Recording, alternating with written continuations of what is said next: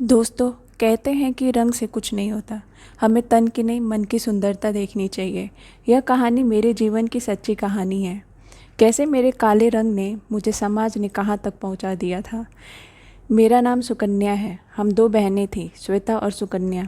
मैं सबसे छोटी थी। मेरी बड़ी बहन बहुत सुंदर थी, गोरा रंग, सुंदर और आकर्षक पर्सनालिटी।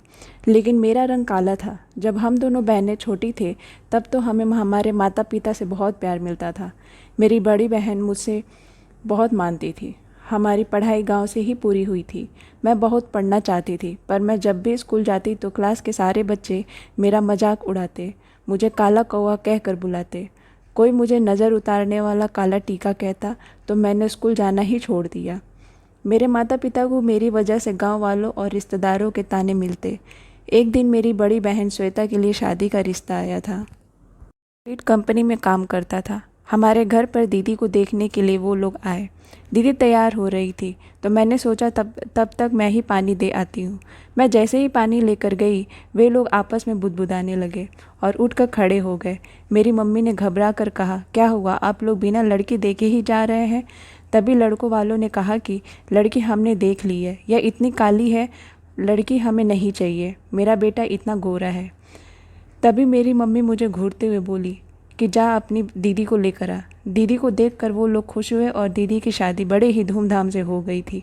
अब घर पर सिर्फ मैं और मेरे पापा मम्मी रहते थे, लेकिन उनको भी यही चिंता सताती कि कौन करेगा सुकन्या से विवाह।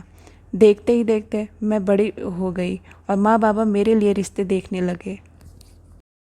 जब भी लड़के वाले घर आते मुझे देखने, या तो वो मुझे पसंद नहीं करते मेरे काले रंग की वजह से, या फिर ऊंची दहेज मांगते।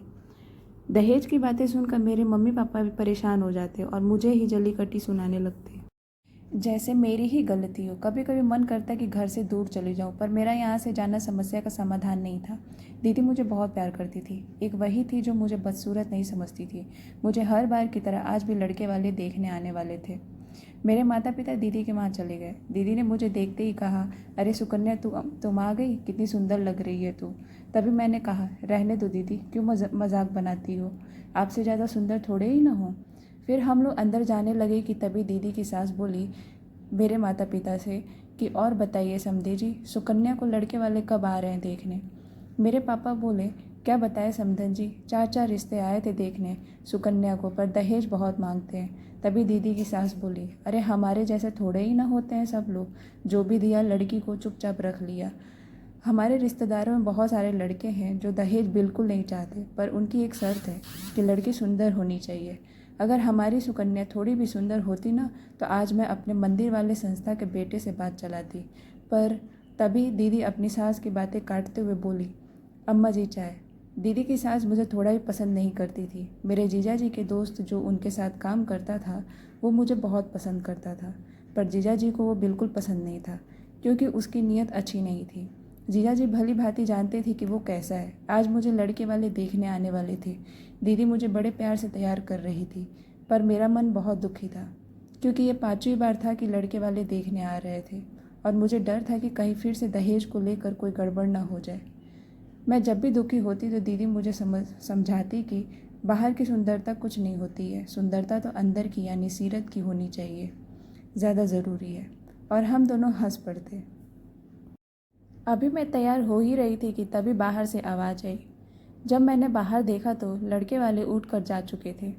मैं बाहर गई और दीदी से पूछी तो पता चला कि मेरी फ़ोटो देखते ही लड़के वालों ने दहेज की रकम बढ़ा दी थी। मेरे मम्मी पापा रो रहे थे। तभी दीदी की सास फिर शुरू हो गई कि अगर लड़की सुंदर ना हो ना, तो दहेज का इंतज़ाम पहले से ही करके रखनी चाहिए। वो लोग दहेज के चक्कर में चले गए, ऐसे में इसकी शादी ना होती। तभी मेरी मम्मी भी मेरे पास आई और कहने लगी, क्या करूँ मैं तेरा? मर क्यों नहीं जाती, या फिर किसी के साथ भाग क्यों नहीं जाती? तभी दीदी ने मम्मी को रोका और बोली कि आज से इसके शादी की जिम्मेदारी मैं और इसके जीजा लेते हैं। मम्मी पापा मुझे वहीं छोड़कर चले गए थे। मैं बोझ बन चुकी थी अपने माँ बाप के लिए। मुझे अपने काले रंग होने पर बहुत दुख था और सोचती, क्या काला रंग होना इतना गलत है कि समाज उसे इस नज़र से देखे। जबकि देखा जाए तो दहेज लेना और देना कानून और सामाजिक दोनों तरह से अपराध है, लेकिन फिर भी खुलेआम जारी है।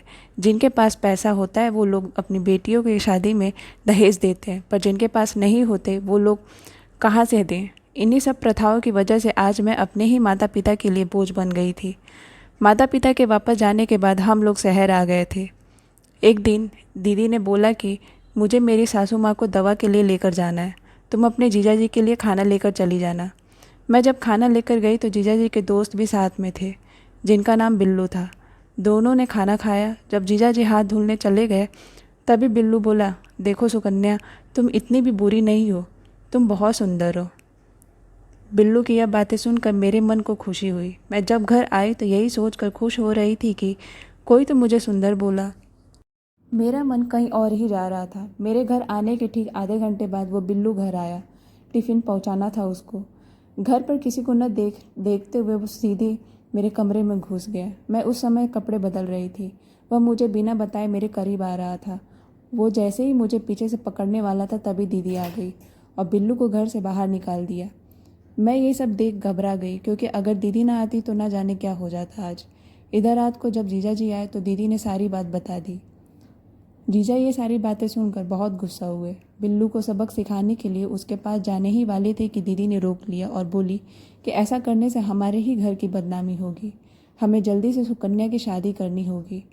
कुछ दिन बीत गए। एक दिन दीदी ने मुझे बोला कि चल तैयार हो जा, तुम्हें आज लड़के वाले देखने आ रहे हैं। मैं तैयार हो गई, पर दुखी भी थी, क्योंकि डर था कि कहीं हर बार की तरह इस बार भी लड़के वाले मुझे देखकर भाग न जाए। मैं जैसे ही तैयार होकर उनके सामने गई तभी लड़के की माँ खड़ी हो गई और दीदी से कहने लगी कि श्वेता, ये तो तू गोरी नहीं है, फ़ोटो में तो गोरी लग रही थी लड़की, हमारे साथ धोखा हो रहा है। और वो जाने लगे। तभी दीदी परेशान होकर उनके आगे गिड़गिड़ाने लगी और बोली कि तन की सुंदरता किसी काम की नहीं होती है, मन की सुंदरता को देखिए कि मेरी बहन में है। पर ऐसा नहीं था। दीदी उनसे गिड़गिड़ाती रही, लेकिन वे लोग चले गए। मुझे दीदी का इस तरह से उनके सामने झुकना बिल्कुल अच्छा नहीं लग रहा था। मुझे सच में उस दिन अपने पैदाइशी पर बड़ा पछतावा हो रहा था। मैं कोसने लगी कि काश मैंने जन्म ही ना लिया होता। मैं रोते हुए अपने कमरे में चली गई और रोने लगी। तभी जीजा जी मेरे कमरे में आए और मुझे समझाने लगे कि सब ठीक हो जाएगा। उधर मेरी दीदी रात भर सुकून से सो नहीं पाई। जब सुबह हुआ तब अचानक दीदी मेरे पास आई और मुझसे पूछी कि तुम्हें तेरा जीजा कैसा लगता है। मैं अवाक सी दीदी को देखती रही, क्योंकि मैं जानती थी कि दीदी के दिमाग में इस समय क्या चल रहा है। वो चाहती थी कि मैं अपने जीजा जी से ही शादी कर लूँ, पर मैंने बोल दिया, देखो दीदी, मैंने हमेशा उनको भाई माना है, मैं उनसे शादी नहीं करूँगी। ये बोलते हुए मैं अपने कमरे में चली गई और फूट फूट कर रोने लगी। ये काला रंग मेरे लिए अभिशाप बन गया था। मेरा मन कर रहा था कि जान ही दे दूँ अपनी। आज मुझे अफसोस हो रहा था कि काश मैंने अपनी पढ़ाई बीच में ना छोड़ी होती तो आज ये दिन ना देखना पड़ता। पूरी रात जागती रही मैं और फिर मैंने एक फ़ैसला कर लिया था। सुबह होते ही मैं दीदी से बोली कि दीदी, मुझे अब शादी नहीं करनी है किसी से भी। मुझे बस कुछ पैसे चाहिए, मैं अपनी पढ़ाई पूरी करना चाहती हूँ, कुछ बनना चाहती हूँ और कुछ बनकर मेरे जैसी जो लड़कियाँ इस समाज में हैं जिनके पिता दहेज नहीं दे पाते उनकी मदद करना चाहती हूँ। दीदी ने मुझे कुछ पैसे दिए और शहर में ही रहने का बंदोबस्त कर दिया। मैं यहाँ अकेले रहती थी, खूब जमकर पढ़ाई में लग गई। जैसे ही मैं ग्रेजुएट हुई तभी आईएएस का फॉर्म भर दिया और एग्ज़ाम दी। एग्ज़ाम में पास हो गई और इंटरव्यू देकर मैं घर पहुँची। कई सालों बाद मैं घर गई थी। गांव वाले वही ताना मारते कि शादी की उम्र में घूमते फिर रही है, शहर में ही कुछ गंदा काम कर रही होगी, पर मैं हमेशा की तरह इग्नोर करके चल देती। दीदी और जीजा मुझे देखकर बहुत खुश हुए। मेरे दीदी और जीजा के 2 बच्चे भी हो गए थे। कितना कुछ बदल गया था। अब इनके अलावा मेरा था भी कौन। माँ बाबा तो कई साल पहले ही तीर्थ यात्रा के दौरान हुए हादसे में चल बसे थे। ऐसे ही कई दिन बीत गए थे। दीदी और जीजा मेरे से शादी की बात नहीं करते थे अब। एक दिन जब मैं सुबह उठी तो देखी गांव वाले और कुछ रिपोर्टर मेरे घर के सामने इकट्ठा हुए हैं। पूछने पर दीदी ने बताया कि तू कलेक्टर बन गई है। फिर क्या था, सब मारे खुशी के पागल हो रहे थे। जो गांव वाले बुरा भला मेरे बारे में बोल रहे थे, अब वही मेरे से अपनी अपनी बेटियों को पढ़ाने की बात करने लगे। सब खुश थे, पर मैं थोड़ा उदास थी। खुशी तो थी कि मैंने जो सपना देखा था वो अब पूरा होगा, पर यह खुशी ज़्यादा ज़्यादा तब होती जब मम्मी पापा भी ज़िंदा होते। कितना गर्व महसूस करते वो। मैंने अपनी ड्यूटी ज्वाइन कर ली थी और सारे घर वाले मेरे साथ ही शिफ्ट हो गए थे। अब मेरे लिए लड़कों की लाइन लग गई थी शादी के लिए। सब दीदी और जीजा जी से रिक्वेस्ट करते कि आप कहेंगे तो शादी के लिए हाँ कर देगी, पर मुझे कोई फोर्स नहीं करना चाहता था। मैंने अभी तक शादी तो नहीं की है, पर हाँ, मैं उन लड़कियों की मदद ज़रूर करती हूँ जो मेरी तरह ही बदसूरती और दहेज की शिकार हैं। तो यही थी मेरी कहानी दोस्तों। उम्मीद करती हूँ आपको हमारी कहानी पसंद आई होगी। कहानी पसंद आई हो तो वीडियो को लाइक करें। अगर चैनल पर नए नए हैं तो चैनल को सब्सक्राइब करें और हाँ, नोटिफिकेशन बेल को ज़रूर दबाएं ताकि अगली अपडेट सबसे पहले आपको मिले। धन्यवाद।